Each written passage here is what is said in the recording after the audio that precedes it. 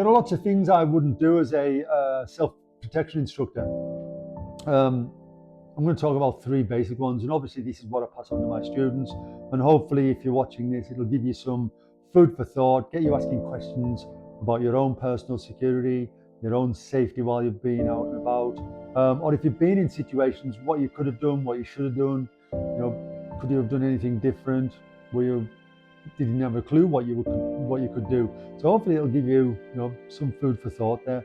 Number 1 here, the good old telephones raising its head again. So the reason I took this photo, I travel a lot. This is about trains. I travel a lot. So I'm on trains, I'm on tubes, I'm in hotels all the time. I got on this train and these people just didn't look up when I got on the train.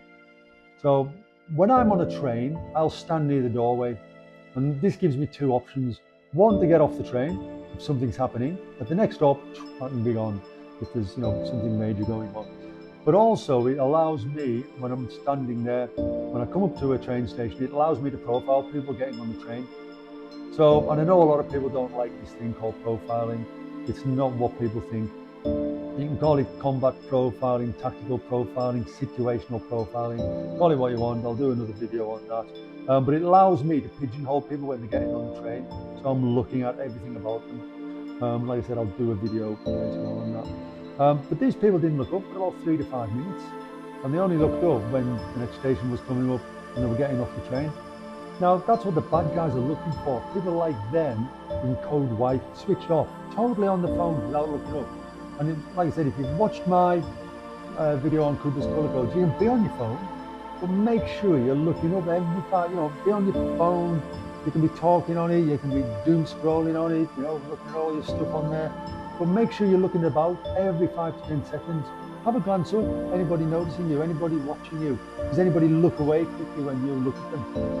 Does it happen once, twice, 3 times? You can see that in my last video when we're looking at pattern recognition. So, don't be on your phones. Look up every 5 to 10 seconds. Get your earphones out as well. Don't be on your phone. Make sure you can hear what's going on. What are people saying? Can you hear screaming? Can you hear shouting? Are there arguments going on? Number 2, let me just put this down. Number 2, and I'm not advertising here, I've used these, so the good old Durham mask. These have been around for years, I've used these for nearly 30 years. This is a smoke hood. This goes into my backpack, my day sack, as part of my EDC. So again, I've only had to use these. I've used these for over, these Durham masks for over 30 years. Over 30 years now, and I've only had to actually use in a fire situation once. Now that's in my EDC. It's a smoke hood and a chemical smoke hood as well. Not CBR&E, not chemical, biological, radiological, nuclear, but chemical fires.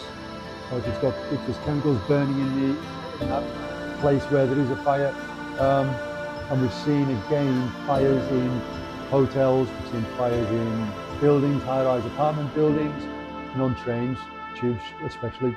So I have one of these in my day sack. If I'm traveling and I'm staying in a hotel, I have another one that's by my bedside. We have these at home. Really, really good bits of kit. If you are caught in a situation where there's a fire, the escape route is not, straightforward. You can't breathe, you're not getting out of that building, you're not getting out of that train. So really, really good bit of kit when we're looking at our own self-protection. Like I said, I've used this for over 30 odd years. If I never have to use one again, that'll be great. But that's in my backpack as part of my everyday carry. And number 3, these are all over the internet at the moment. Panic alarms, personal attack alarms. They're sold on every, TikTok, YouTube, everywhere. They're sold everywhere, absolutely useless. Why do I say it's absolutely useless? Well, let me ask you this. You pull that pin, yes, it's very loud, but you've heard a car alarm going off, haven't you? I have, you have. Did you go and check to see if the people maybe in the car were okay? Maybe the car was being smashed up, you could ring the police. I can guarantee you probably haven't been. I can guarantee you haven't been to check that car when you heard a car alarm go off. You've heard a house alarm go off, you've heard a business alarm go off? Did you go to the house to see if anybody's been injured? What's going on? Breaking in? Did you go to the business? I bet you just walked past, didn't you? I know I have. What makes you think then that if you buy this, somebody is going to come and save your life? They're not, are they? They're not. The police are not going to turn up. One thing anyway, it's very hard to pinpoint where the noise is coming from. But what are you going to do? Once you've pulled this pin, what are you going to do? If you're being attacked and you pull that pin, because that's what it's for, what are you going to do? You still need to fight. You still need to defend yourself. People are just going to rip this out of your hand, stamp on it on the floor, and there's no more alarm. And people aren't going to bat an eyelid. The way these are marketed to members of the public, it's a false sense of security. Now, I've used these and better ones than these, where they send like a pager system, where they send a location to my phone. But I've used the basic ones as well, where there's been a small event and the event managers have been worried about things going on because people have been attacked in the past at the same event. So I would have security officers outside of that room where the event was going on, and the event managers and the staff would have these. So if that pin was pulled, they knew that the security officers outside the door would be bursting in and they'd be there within seconds. That is where these are really good. If you know you've got somebody that's going to respond to this immediately, that's really good.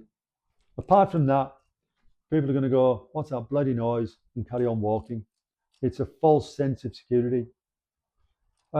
There are better ones. I do sell better ones. I'm not going to go on to what that is today. I've done it on a video in the past. I will do another one in the future. But these aren't going to save your life. It's a false sense of security unless you can also defend yourself long enough until somebody gets there. But I can guarantee nobody is going to hear this and go, somebody's in trouble, I better go and dash in and save them. Most people are not able to defend themselves, never mind come to somebody else's rescue. Please don't put your faith in one of these. If you've got one of these and you're going to use it, make sure you can defend yourself as well. Look, I've tried to give you some good advice there. Hope you take it. My name's Rock Higgins. I will put a link in the comments. If you've got any issues about your own or questions about your own personal safety, personal security, please ask. As I said, my name's Rock Higgins. This is Viper Tactical Training. Stay dangerous.